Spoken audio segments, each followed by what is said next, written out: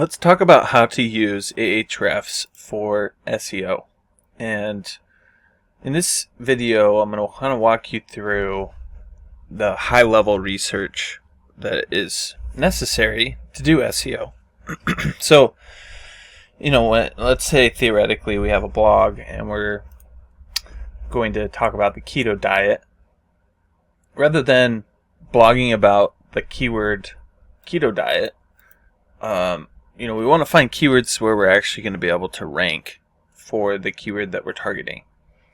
When I search this keyword, I see these massive websites: WebMD, Harvard Health, Healthline.com. These are websites that are extremely authoritative. They're going to be very difficult to outrank. So, rather than just guessing at which keywords you should be targeting, like even keto diet plan for weight loss, kind of the same thing. We see Whole Foods, University of Wisconsin, Healthline. Those are the top 3 ranked businesses or websites here, and going to be very difficult to rank for that. So if we come over here to Ahrefs, I like to use the keyword explorer for this part. And I just take the main keyword that I'm going after here and click search. Then it's going to give us a breakdown of like how difficult, I was saying it's going to be really difficult to rank for this keyword keto diet. It's saying it's basically it's super hard, 90 out of 100 difficulty. And that's because it's going to take tons of referring domains and a bunch of backlinks and all sorts of stuff in order to compete with these really big brands and websites and whatnot that are here. We might be able to sneak into these video rankings, though. Kind of interesting. That's for another day, though. So what I would do from this view here is come over here to the keyword ideas, and I would check some of these other keywords. I'm just right-clicking and opening in a new tab to see more terms match keywords and more questions keywords. So I'll show you what I mean by that. So this is the matching terms, and it's basically related topics to do with keto. And we see the search intent, the keyword difficulty, search volume. There's a bunch of different metrics here: cost per click on Google Ads, parent topic, etc. But this is a lot of keywords. It's going to be difficult to sort through all these and figure out, okay, which keywords should we actually be creating content for, right? Suppose you could export this and kind of manually analyze it that way, but I find it's easier to come over here to the KD option. Just click 1 to, I'll say like 39. That's the keyword difficulty score. And so now we can see here in this column, the KD, the keyword difficulty, is between 1 and 39.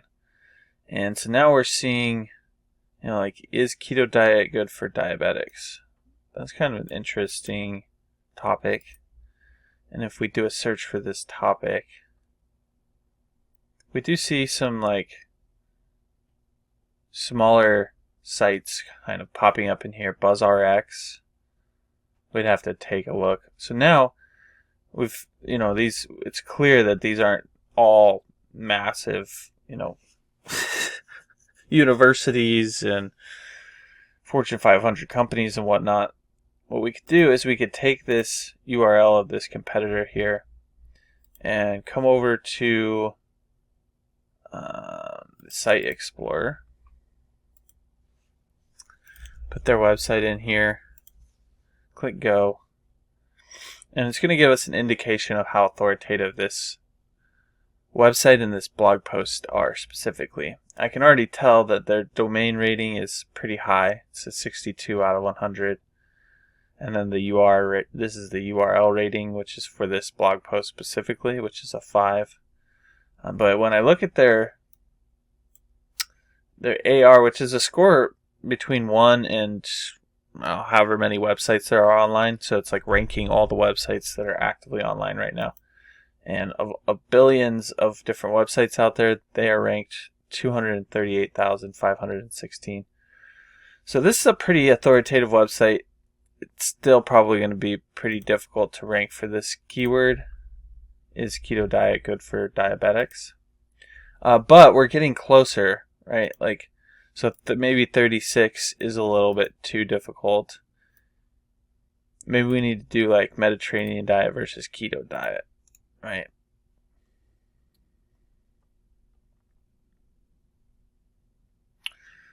So yeah, same thing. We're starting to see some smaller sites showing up here.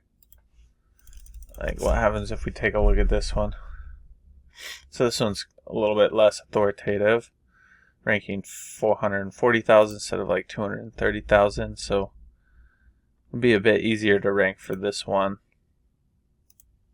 And that's just it. I mean, keep going through this process to find different keywords to target, and then once we find the keywords to target, then we want to take a look at the competitors, figure out what they're doing.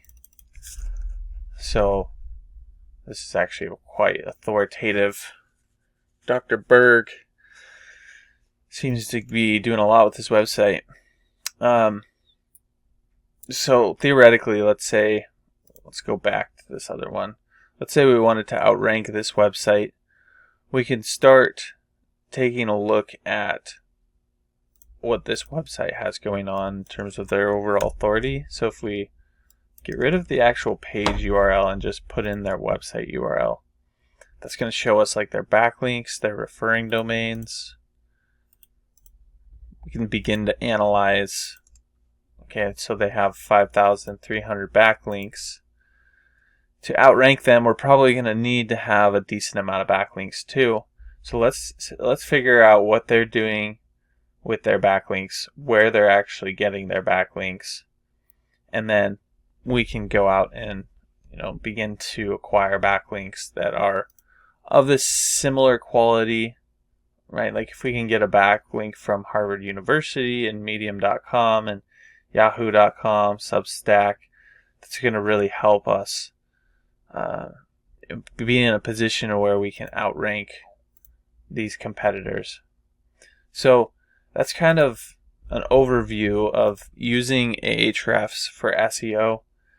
I hope you did find this helpful. If there's anything you did have questions about, don't hesitate to reach out. You can just drop your questions in the comment section down below, and I'll be sure to get back to them there. If you're like most new business owners, you're probably struggling to get your online presence established, let alone get it to the point where it's bringing you a consistent flow of customers, right? So that's why I created this free course where I actually walk you step by step through the whole process of setting up your online presence.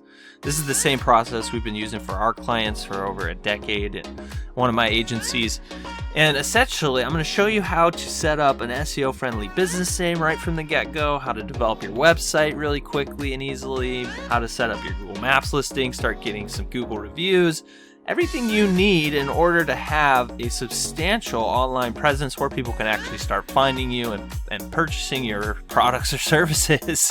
The best part is I'm going to show you how to do it in under a couple of hours and all for less than 50 bucks. If you're interested, I'll leave a link below where you can get signed up today. Make sure to check this course out for free right now because I'm probably going to start charging for this at some point in the future. All right, I'll see you on the other side.